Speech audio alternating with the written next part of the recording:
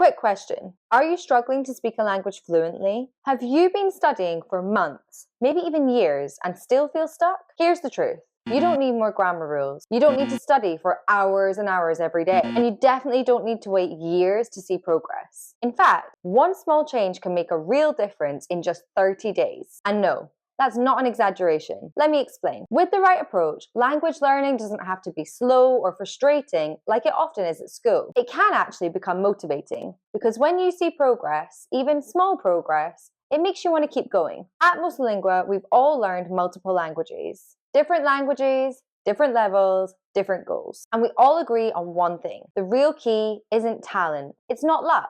It's consistency. And consistency doesn't mean studying for hours. 5 minutes every day is far more powerful than one long study session every week. The real challenge isn't motivation. It's staying consistent over time. And the best way to do that is simple. Turn language learning into a habit, just like brushing your teeth or checking your phone, something that you do without even thinking. And the best way to start is proposing yourself a 30-day language learning challenge. So, pick one very small daily activity, like learning 10 new words, or watching 5 minutes of a video in your target language, or even one of the 7 unusual language learning activities Lisa shows on a video we published a while ago. And do that every day for 30 days. You're not just learning vocabulary or grammar. You're training your brain to make the language a part of your everyday life. And by the end of the month, something changes.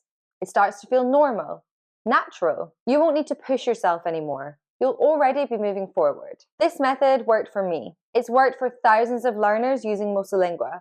And now it's your turn. If this helped you, don't forget to like the video and subscribe to our channel for more. And now, just because I'm curious, what's one small language habit that you could do every day for the next 30 days?